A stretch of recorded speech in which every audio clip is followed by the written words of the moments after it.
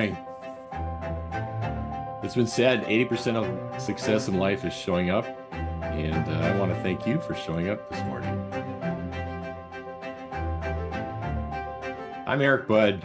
I'm a member of the board at the Institute for Quality and Innovation. I'm also the lead instructor and course designer for the IQI Academy. I'd like you to take a moment, open your chat box. Please type in your name and your role in your organization in your chat box.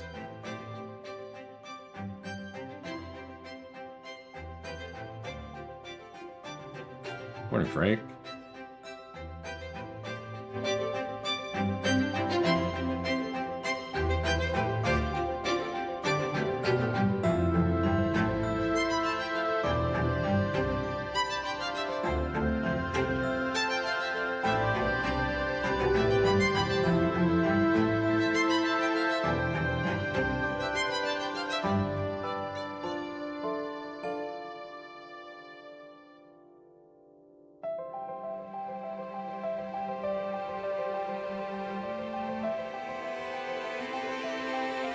Yeah, that's great, Danny. I noticed that you've got a guest and you added who they are also in your chat, so thanks for doing that. So if there's more than one person in your room, please add their name and their role as well.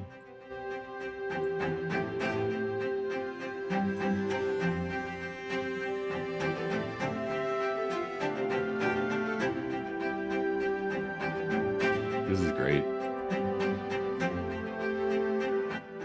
I'll stick around at the end of our session if you'd like to talk or if you have questions that don't get answered during our session. Here's my contact information. I'll show it again at the end. I'm also on LinkedIn, Eric A. Budd. If you're not connected on LinkedIn, please do so. At IQI, our mission is to inspire learning, share success, and spark the energy and courage to lead our organizations to continually improve and innovate. We've been doing this for 35 plus years, teaching a system of profound knowledge through a variety of programs and initiatives. We have a board of directors, and that includes Kathy Adcock, myself, Prudence Cole, Frank Murdoch, Monica Robbins, Mackenzie Robertson-Steffi, Tammy Williams, and Terry, who's our chairperson. We also have an advisory board that we meet with about twice a year. These are the names of the people that are currently on our advisory board. Now, as some background for some of the things that are why this might be important for any organization, but especially organizations like ours, to pay attention to what we're doing. We've seen significant investments by the state and other organizations aimed at training our workforce. These are big dollars and lots of initiatives that are working hard to improve the training and development of people in our organizations. However, we still face a challenging work environment in which employers and leaders face some very difficult issues. Some of these include 34% of employees cited burnout as a significant factor influencing nurses' decisions to leave the workforce within 5 years. Nearly half of those who responded to the survey reported workplace abuse leading to job dissatisfaction and turnover. Turnover rates exceed 50% annually, with a third of registered nurses planning to leave current jobs.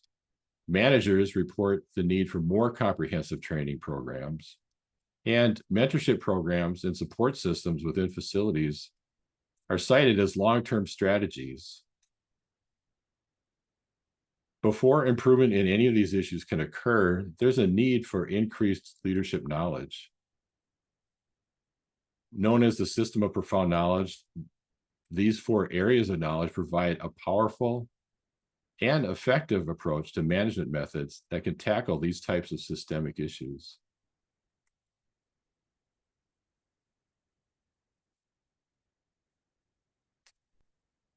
While participation in the IQI Academy is certainly not the only method to address issues of employee desires for acknowledgement for more meaningful career and personal development, and for work that is engaging, it does make powerful contributions in all of these areas.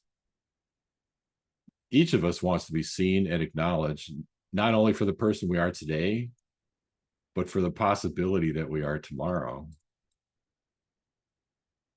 It is vital that you know your boss is paying attention to you.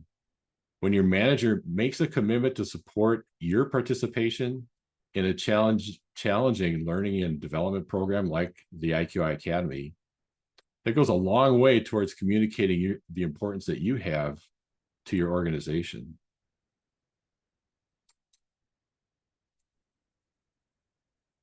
Training and development is a long-lasting method that organizations use to demonstrate their level of care and commitment to employees.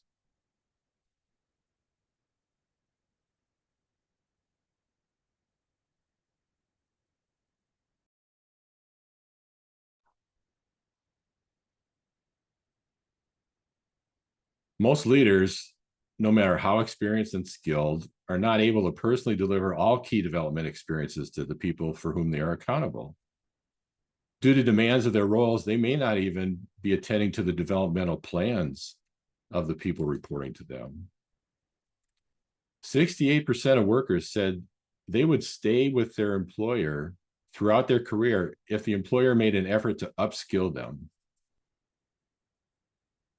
65% of workers said they would stay throughout their career if their employer made an effort to reskill them. And unfortunately, 40% of employees do not see a clear path to advance in their careers.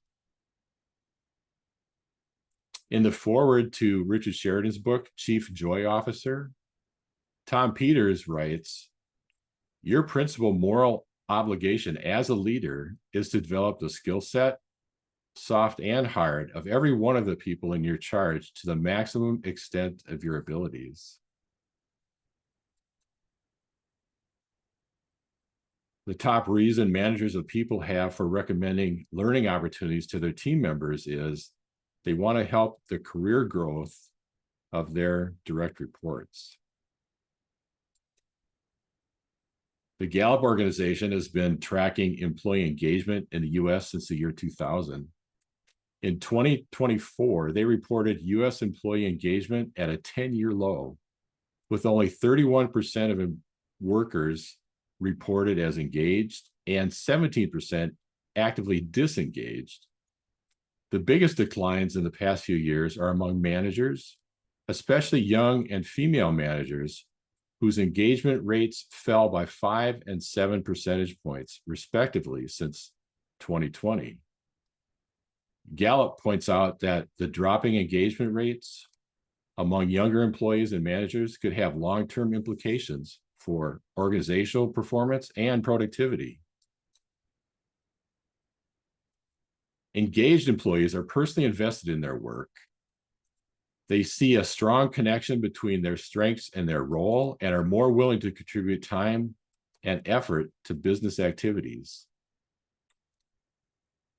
One of the observed drivers of higher levels of engagement is when employees feel their company is investing in their future. The competitive employment environment is such that it is vital that organizations learn to produce higher levels of employee engagement. According to a piece in the Harvard Business Review, an engaged employee is 45% more productive than a merely satisfied worker. Fresh approaches to employee engagement are critical to sustain high organizational performance. It's a challenging task, but failure is not an option because the ability to attract and retain talent will either be a competitive advantage or a fatal flaw. For most organizations, a fresh approach is the IQI Academy. It's helpful to know that participation in the Academy contributes significantly and positively to these key areas of employee concerns. The Academy is one of the several programs offered by IQI, and I'm going to give you a brief overview of how the Academy works, and then we'll enjoy our capstone presentations. Everything that matters takes place on the court and not in the stands. Your academy project is an excellent vehicle for this because it puts you into action immediately, provides the sources of current knowledge to which you will connect and better retain new knowledge. It enables the learning that only occurs when you attempt to cause change, because if you truly want to understand something, try to change it. Your academy project helps develop the non-declarative knowledge and memories based upon experiences that cannot be taught or transferred. And it creates leadership experiences and skills resulting from producing cooperative, interdependent work. The first and primary source of learning for developing leaders is your organization.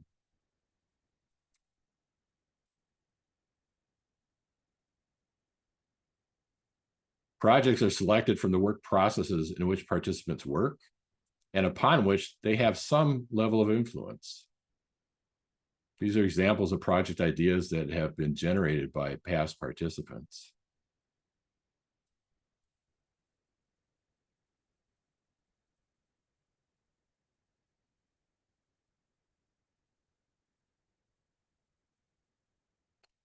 The selection criteria for projects ensures successful projects. The criteria used are frequency of activity, support from others, freedom to take action, the need for IT resources, and the need or opportunity to learn.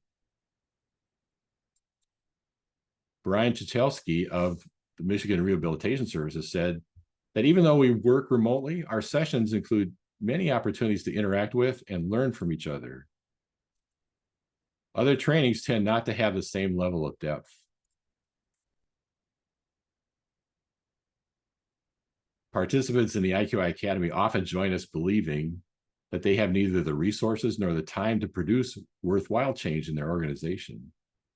One of the most frequently heard reasons for not engaging in transformational or improvement activity is, I don't have enough time. Our perceptions of time are malleable and context-driven. We can spend hours on a task only to have it feel as if minutes have passed. And the opposite can occur. Sometimes it simply requires a commitment to make something a part of your day. Waiting for the time to become available will find you waiting a very, very long time. The learning environments that we work within are not like the kind and predictable learning environments we experience in classrooms, sports, or games like chess. We work in learning environments that have been described as wicked. Learning methods that comprehend this fact are needed. The broad multidisciplinary perspectives provided by the leadership teachings of W. Edwards Deming is what's called for. All of the 14 points provide management wisdom. Participants learn, share, and evaluate how their organization's practices align with each of these points. Application of all 4 areas of the system of profound knowledge is integrated into all our work. Now, leaders and managers from numerous industries know the beneficial effects that come from understanding and applying the system of profound knowledge. Some even go so far as to say Deming's teachings are a path to ending suffering in the workplace. It's quite a claim. The 4 areas of the system of profound knowledge include appreciation for a system, from which we learn that effective management of a system requires knowledge of the interrelationships between all the components within the system and of the people who work in it. Understanding variation. There is valuable information to be extracted from variation. Most managers are unaware of how to perceive or make use of this information. The theory of knowledge helps us understand that management in any form is prediction. Plans, agendas, standard work processes, work rules, and even what most will call decisions are all management predictions. It's possible to perform better as a manager when you learn how to apply the theory of knowledge to your management predictions and decision-making. Psychology helps us to understand people and their numerous interactions. Good management will apply an understanding of psychology to support joy in work and to nurture people's innate positive attributes. The Academy is structured to introduce you to and to provide you practice in all the areas of the system of profound knowledge. During Unit 1, participants are introduced to the system of profound knowledge and the 14 points for management. They also begin their on-the-court learning experiences through weekly learning and improvement plan, do, study, act cycles, daily teach to learn conversations, and a course-long theory of knowledge mind mapping activity. Our study of voice of the customer includes an introduction to the concept of a customer's job to be done, which is really a much more useful perspective than customer need. We learn about the 6 voice of the customer system gaps that every organization experiences. Our exploration of each participant's chain of customers provides deeper understanding of how our work fits into the products and services that the organization delivers. Learning to see the organization as interdependent elements that need to work together to successfully serve external customers leads us to focusing on how well we interact and work with each other together rather than how well we perform independently. We learn that customers and suppliers are important parts of our system and should appear on our representations of the system. Interactions, cooperation, aim, and purpose become primary areas of management focus. We cannot become good, effective process managers until we understand variation. Each participant learns how to use data from their project to create a control chart. They then learn how to interpret and respond to the signals on their control charts. By learning to distinguish between the sources of common cause and special cause variation, participants join the rare group of managers who can appropriately address variation in their systems, taking actions that produce improvement and avoid tampering. A wide variety of factors, psychological and otherwise, are examined through an in-depth look at what we often describe as individual performance and performance feedback. These include motivation, joy in work, fear in the workplace, stress, red beads or problems, and the 90-30 rule, as well as approaches that address system and measurement issues. These are all integrated into each participant's idealized redesign of a performance feedback process. And then our final unit focuses on the true source of transformation. The essence of this concept is captured in a quote from David Langford, one of our past guest instructors. He said, "Change starts at the top. I am the top of something." This lesson is the focus of all of our work in the IQI Academy. Transformation of any kind begins with us, with how we perceive, how we think about, and how we act in the world. We begin project work with the 3 basic questions. The 3 basic questions are designed to establish the foundation for generating tests of changes aimed at improvement, or our PDSA cycles. These questions are: what are we trying to accomplish? How will we know that a change is an improvement? And what moves can we make that will result in improvement? To improve something, the only source of improvement is movement. You must move something if you want to improve something. We practice learning how to make moves that produce improvement by completing weekly plan, do, study, act learning and improvement cycles.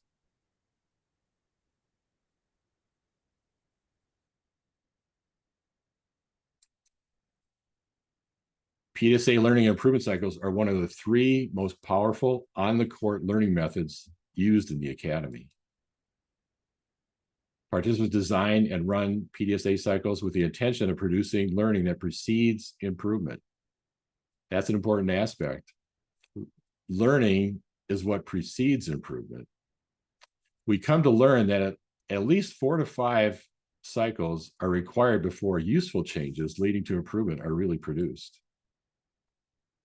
Now, our organizations are powerful, interconnected networks of people. In the Academy, participants begin to learn ways in which they can have a positive influence on those networks. Teaching is an individual learning method. As an individual learning method, teaching is well known. It supports the learning activities of retrieval, elaboration, and practice. There's an accumulated effect that participants experience from the daily practice of teaching what they are learning to a variety of individuals during each unit of the academy.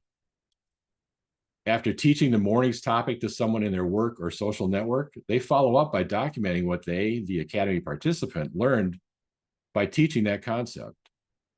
They experience strengthened interpersonal relationships with coworkers. The organization's social network benefits from the new knowledge and exploration of ideas that are occurring each day. Individuals learn, and the critical mass required for organizational transformation grows. Participants record notes from their teach to learn conversations, recording what was taught and what they themselves learned while they attempted to teach a single concept. Many of you with us today were learning partners in these teach to learn conversations. Even though our current cohort is small in number, they have had a valuable influence through their many teach to learn conversations. The Academy is taught in 6 integrated units consisting of 8 to 10 45-minute live remotely taught weekday sessions. Most units have some pre-work assignment, including developing and updating answers to the 3 basic questions. There are multiple in-class exercises, as well as occasional assignments that are completed with coworkers. Brian Chichelski adds, the standout difference between the IQI Academy and other trainings is the amount of hands-on doing and analyzing of each step. Monica Robbins generously said this in her capstone presentation. Jerry Brown wrote to say, I'm going to school now to get my master's in education in instructional design. I think that the Academy is one of the best design courses I have ever been a part of. And then just yesterday, this showed up on LinkedIn. I was scrolling through my feed and I got a notice that somebody had mentioned me. It was from a past Academy graduate, Aaron Kelly. And he said, the Academy experience was awesome and continues to be relevant in my career. I find myself leaning on several of Deming's principles almost daily. And then I wrote him back a reply, and then Aaron responded with this note. The Academy experience was transformative for me. The Deming principles you taught us continue to influence how I approach challenges and opportunities. I still find myself doing PDSA cycles to test options when faced with complex problems. That was a really nice surprise to see that. Now, we have a guest instructor program. We're fortunate to have several guest instructors throughout the years share their expertise and knowledge with us. Chris Chapman is a former IQI board member. He publishes the Digestible Deming blog. Megan and Danny have used his process behavior chart tool to study variation in their project processes. Chris was generous enough to help make that available for us in this academy.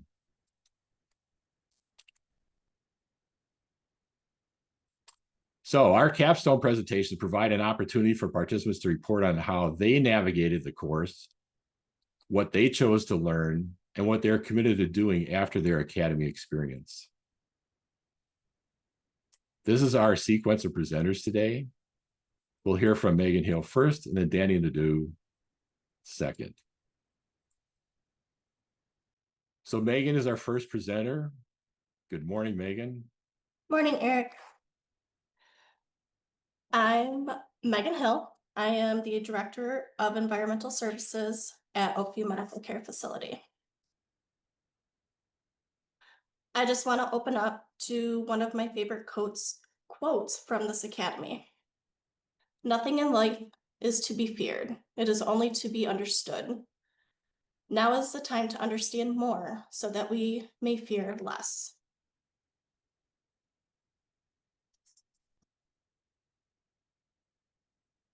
Back in November, I was presented by my administrator, Janice, that she would like me to take this IQI Leadership Academy class. She felt that this would be a great learning experience and to better myself in my role as a director. I looked over the material that she had sent me, and yes, it seemed like a lot to take on, but who doesn't love a good challenge? Little did I know that this Leadership Academy class would be getting me out of my comfort zone, learning new techniques, and facing many challenges. having group one-on-one Zoom activities together, doing over 50 teach to learns conversations with fellow staff and employees.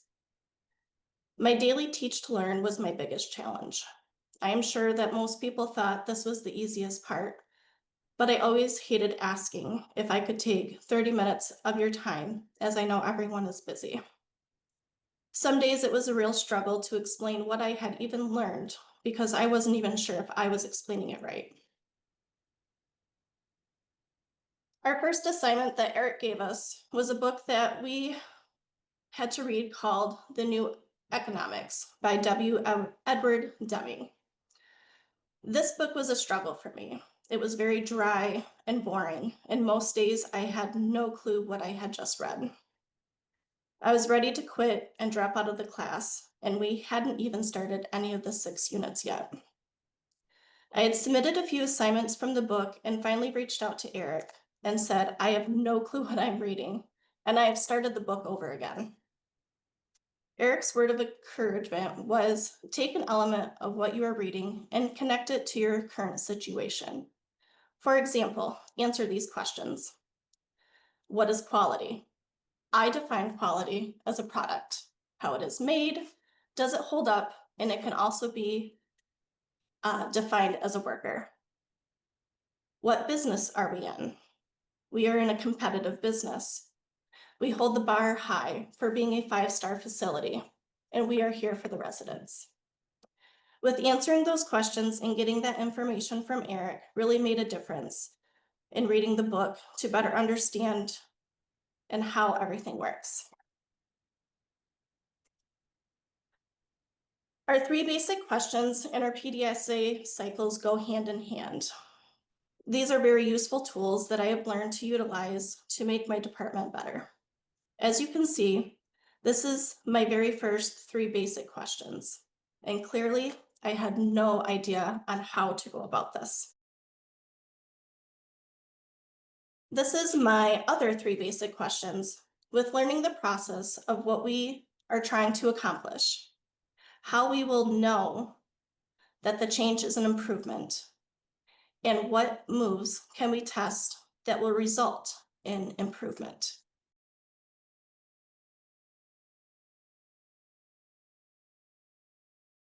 PSA cycles, there are 4 of them: plan, do, study, and act.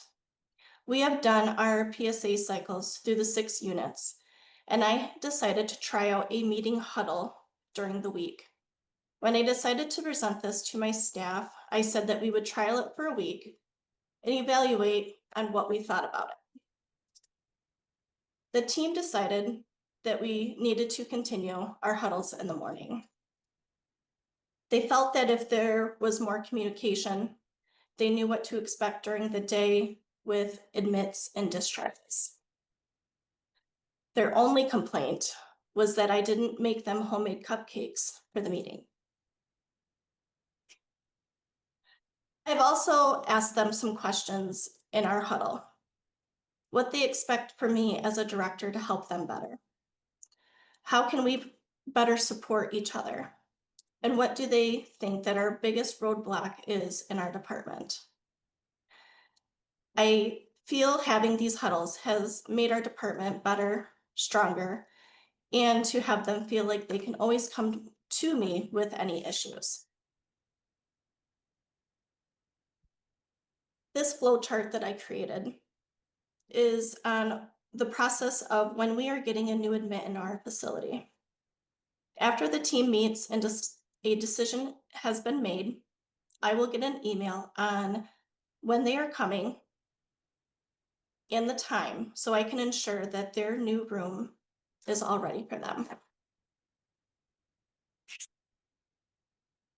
In my role here at Oakview, my customer chain is large because we are here to ensure that our building is clean, safe, not only for the residents, but the staff and the community. Looking at the 2 organization charts, one is the facilities and the other one is the one that I have created. The Oakview chart only shows that I am by myself, that I do not work with anyone or interact. If you look at the chart that I have created, I am involved in a lot more areas. For example, the suppliers, materials, equipment information. I'm working with purchasing on ordering supplies to keep the facility clean and safe. I am part of the core process and the core services, maintaining a clean and healthy environment. My role here at Oakview is to care and serve for the residents in our community with a healthy, clean, and safe environment.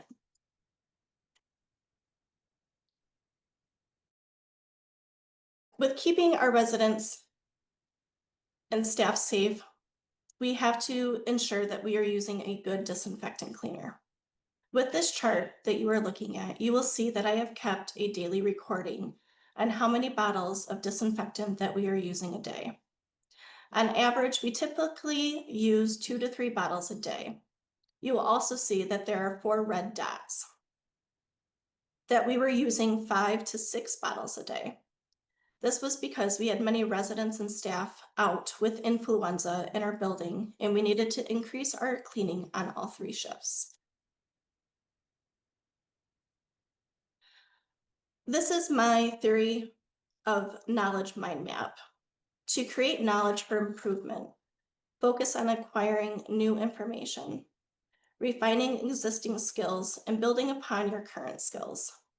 This can be achieved through various methods, including reflecting and analyzing, testing different strategies, and being open to making mistakes as a learning process. Teach others about your experience.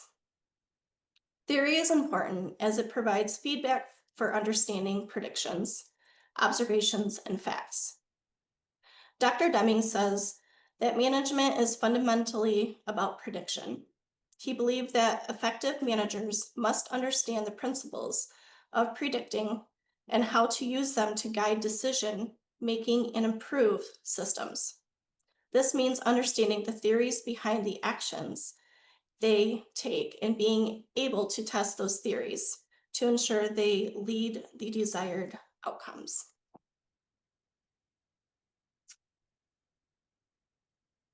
On my calendar of commitments, you can see that I have blocked out times and dates to finish up units 1 through 6. I have already scheduled attending the Blueprint Empowerment webinar the first Tuesday of every month. I have big plans on making my department better and working with Amy on setting up my next project. I also plan on making my staff's flow better to help with the residents' needs. For my organization, I plan on attending the safety meeting on June 10th and the CAPI meeting on May 22nd. The Leadership Academy has been very eye-opening with learning new ways to not only better yourself, but your department and facility. The time management aspects of doing your regular work with occasional interruptions, blocking out time slots for morning Zoom class, having class assignments due daily, with making sure everything gets done in a timely manner. Staying organized was a big factor. Making sure to add stuff into your calendar as a daily reminder helped me, along with my 100 sticky notes that were on my desk. Finally, stress management. Not only are you dealing with your normal work stress, which some days are easier than others, but now we are incorporating what we have learned in class into our workload. I think that anyone who would take this course would benefit from this. Yes, it is a lot of work and it is very time consuming, but it's totally worth it in the end. I'm glad that I chose to stick it out and complete the course. Thank you. Megan, that was great. I really appreciate the work you did and that you're continuing to do to improve yourself as a leader and your department. Our next presenter is NADEAU. Good morning, Danny. Good morning. Go move that over there. Good morning, Oakview fam. So as you know, my name is NADEAU and I'm the activities assistant here at the facility. I write the annual and quarterly progress notes for the main side, do activities intakes for the main side and sig changes.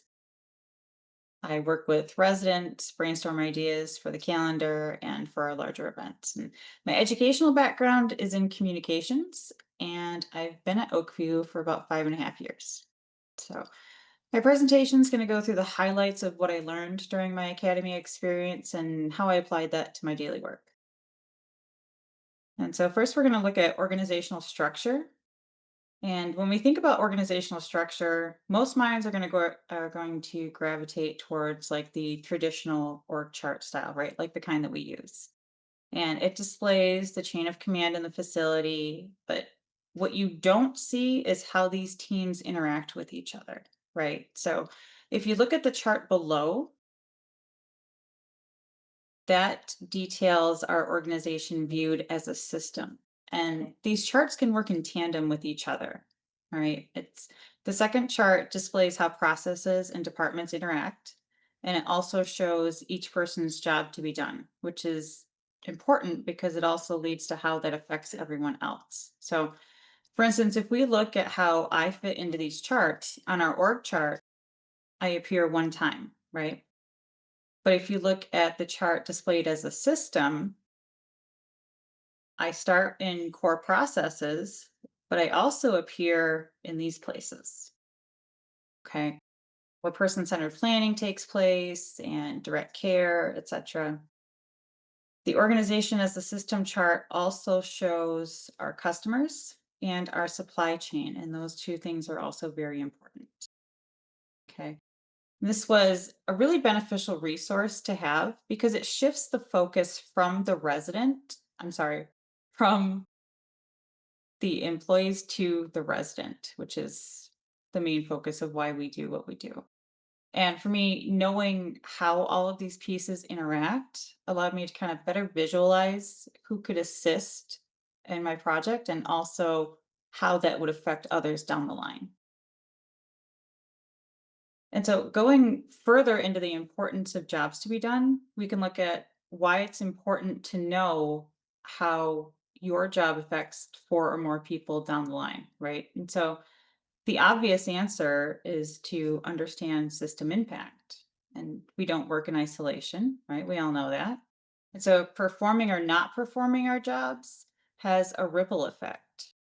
And so knowing the jobs to be done of people down the line and across the system is important because if we act like we're the only cog in the machine, just we're just going to do our best, hope it all works out. That doesn't really support the other people down the chain. And that's why it's important not to just be aware of that, but also to be mindful of it. And so to illustrate what I mean by that, I'm going to give you some examples of how activities benefits the system, right? So we alleviate the workload of other departments. So when residents are participating in activities, they're not on the floor. That means that temporarily one or two or however many less people are on a CNA's assignment for that time frame. Activity participation helps residents decrease loneliness. It can decrease behaviors for some people, and it provides a sense of community and purpose for the residents. And so these things in turn affect other departments' interventions. It could lessen the need for medical interventions or emotional supports. And all of these things help the overall well being of the resident, which is the ultimate goal. And so now we get into like the specifics of my project and what we've been focusing on for the past few months. And I say we because Tanya and Amy have been equal partners in the application of my academy experience. And so determining what that was going to look at, I started asking questions, right? So where in our calendar creation do we see complacency? What activity types were the least attended? Where could we produce most improvement? What would be the most beneficial for the residents? And the obvious choice was our least attended activity, exercise, right? It's the one they hate the most and they don't even want to think about participating in. So we sought to increase physical activity on the main side. And that brings us to PDSA cycles, right? Megan did a pretty good job at explaining those. PDSA stands for Plan, Do, Study, Act. And I'm sure probably some of you have heard or used that concept before. So to begin this journey, we started on the 3 basic questions form. And those questions are anything but basic. They were probably one of my biggest struggles in the application of this class. And admittedly, I really resisted the 3 basic questions and the PDSA cycles, partially because I didn't fully grasp how to complete the form effectively in a way that was beneficial. My responses were often too vague, or I didn't seek to measure data in the way that would best serve my goal. And so that was quite a learning experience for me, learning how to get these right, right? So this is where you would identify a problem or a goal, and you begin to come up with ways that you can turn your goal into a reality. And the planning phase, in my opinion, is probably the most important. It's about elaborating on how you're going to achieve your goal. It's not enough to say, I want to increase exercise or attendance. You have to map that out, what that's going to look like, what your specific actions are going to be, what resources are going to be required to implement this change. You need to determine who's going to be involved, what tasks are going to be assigned to who, and when and where these changes are going to be implemented and how they'll be measured. And so then to make predictions, then you have to make predictions about your expected results, right? And this involves kind of defining what you expect to see and what happens if that change is going to be successful or if it's not going to be successful. What happens? What do you do then? And so if you look at my PDSA cycle on the left, which displays is the first one that I did, and it looks at Sutter as well. And I quickly realized that the SLC was going to require its own PDSA cycle.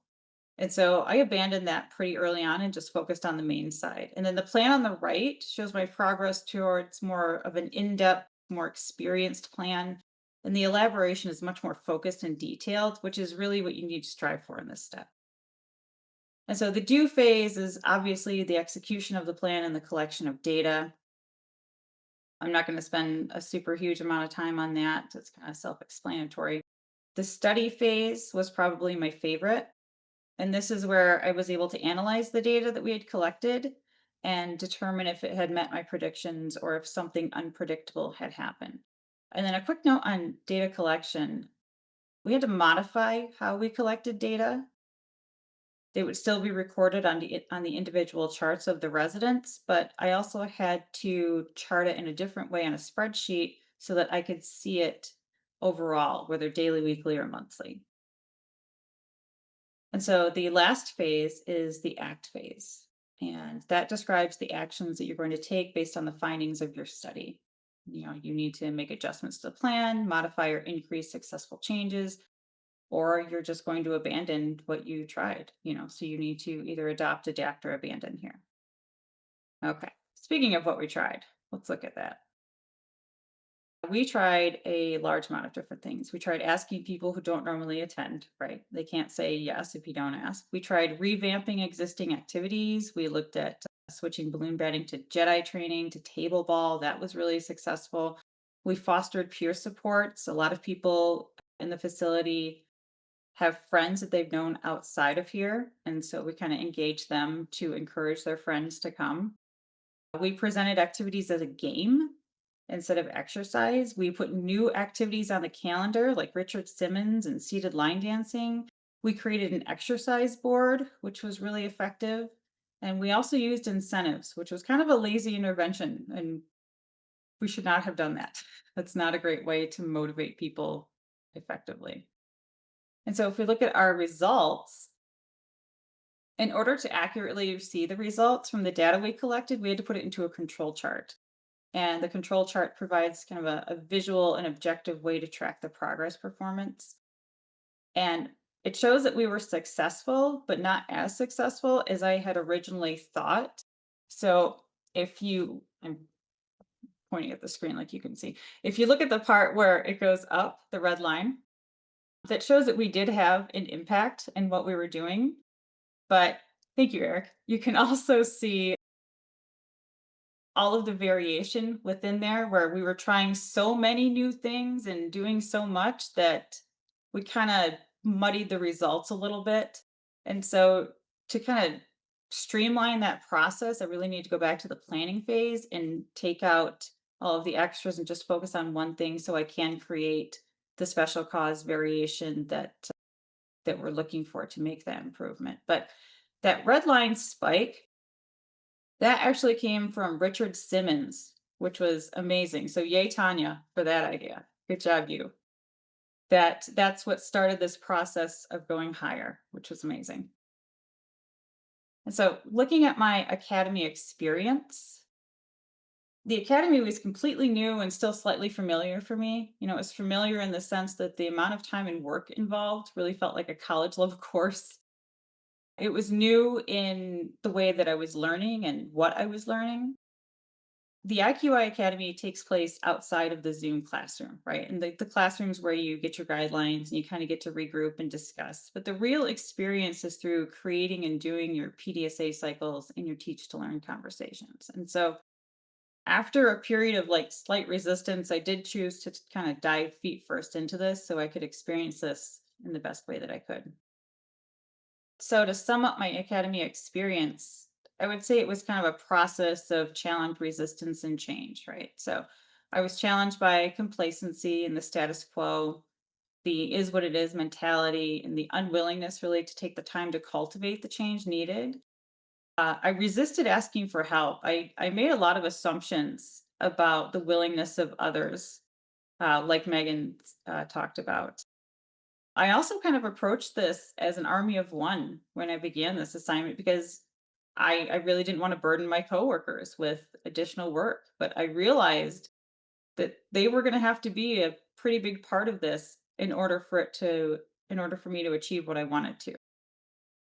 And so my response to that was change, obviously. I created awareness amongst my coworkers. I asked questions to try to break through mental barriers, myself and others. I bridged gaps in thinking by way of change. I did ask for help. I reached out and researched more outside of class. So it was a really positive and beneficial experience for me. And I can definitely see myself continuing to utilize these steps. And so part of my knowledge evolution revolved around my theory of knowledge mind map. Welcome to the chaos of my brain, friends. And I have to give Leanne credit here. And I don't know if she's watching with Mandy, she might be on the floor, but I always loved the idea of creating mind map, but I was never really fully able to conceptualize and visualize that on paper. And so it wasn't until my teach to learn conversation with her that I was able to kind of change the way I was doing it. And other people who have seen my mind map kind of look at it and just see that it's chaos and that they don't understand how anything connects to what. But when I look at it, I see groupings of how things are interacting with each other. I can see the different spaces and ways that they connect. So it doesn't really matter what other people see when they look at it. It makes sense to me. And so, as far as what I learned about how I chose to participate, my readings and additional research were really beneficial. My project selection and scoring interviews, broadening my view on how we do things and how other people view the organization. My 3 Qs progression and how to reach the root cause of what an issue is. My PDSA cycle trial and errors, my data collection, that was huge, and the study of process behavior via the control chart. My progress not being as successful as I thought it was going to be, my TTL conversations, and we'll talk about more about that. Enrollment and guest invitations to the capstone, my organizational analysis through the system view, through customer change, through the 14 points, the red beads observation. I've had several conversations with multiple people about that. That was really intriguing. And these conversations and interactions, they all triggered learning and change, right? And so my teach to learn conversations, I would probably say were my favorite part of the academy. They were really eye opening and enlightening. They provided different perspectives and retrospection. You know, they allowed for an exchange of ideas and insightful thoughts. And I really do thank all of you for taking the time to do that. And I'm also sorry that I didn't allow more of you the opportunity to do that because I kind of decided that for you and I apologize. But I do have more academy work to do, so, if you're still willing, I'd be happy to hit you up for that. More that I learned from my Teach to Learn conversations is that there's a lot of different management styles in this building, and I really, really enjoyed that. I enjoyed all of these different perspectives and how they work and blend well together. And so for continued growth, my further learning starts on the 5th. I'm blocking out kind of like 7 to 7:30 on Monday, Wednesday, Fridays to start reading books more on these things. And I'm going to start with Courageous Culture by Kieran Hurt and David Dye. I also have the Blueprint Empowerment Circle webinars on my calendar. They start on May 6th. My project, I'm going to chat with Tanya today to create a new PDSA cycle to see if we can't streamline that and work on it for June. So May calendar's already out. Okay. And then I'll go over that with Amy on Saturday since we're both here. My organization, I have the ERC meetings on my calendar to attend, and they're held the second Tuesday of every month at 3:00. And I'm also going to begin to utilize the employee suggestion forms and kind of encourage other people to do that as well. And thanks, Janice, for bringing that to my attention. This experience has been really positive, and I can continue to see myself using these techniques and strategies in my work. And it was very eye-opening and enjoyable. So thanks, Megan, for your great presentation. Thank you, Eric, for your excellent instruction. And any questions or comments, feel free to give me a call or email me.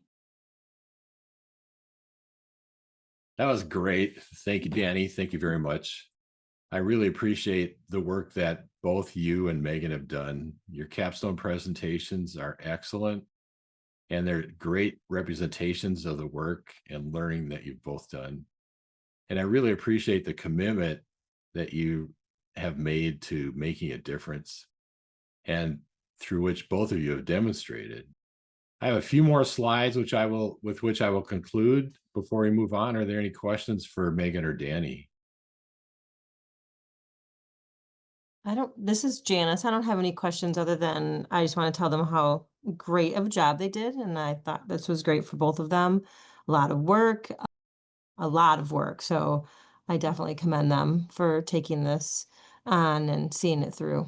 So great job, girls. Thank you. Great. Thanks for those comments.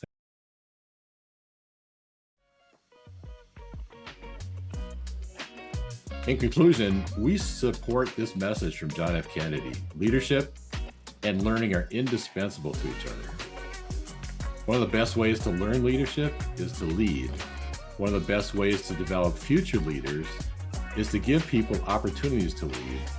The small-scale improvement projects, our PDSA cycles, are proven methods of identifying and developing leadership capabilities of people at all levels of your organization. Dr. Deming was a classic example of a lifelong learner. I watched him make notes to himself about things that he was learning as he taught his own 4-day seminars. And he continued to learn until his final days. Now, when we learn, we become a beginner again. And I thank both of our presenters today, Megan and Danny, for putting themselves into the role of a beginner throughout this academy. I commend your commitments to continuing to be learners and to making a difference here at Oakview and wherever you choose to continue to lead. To our guests, I say thank you for joining us today, for being part of this session, for being part of the Academy experience that Megan and Danny have talked about. Please stay in communication, and we'll see you next time. Now, this concludes our work here today. Goodbye, but I'll stay logged in to answer questions. Thank you, Eric, and thanks everybody for listening in today. It's great. Thank you, Janice. Appreciate the teamwork.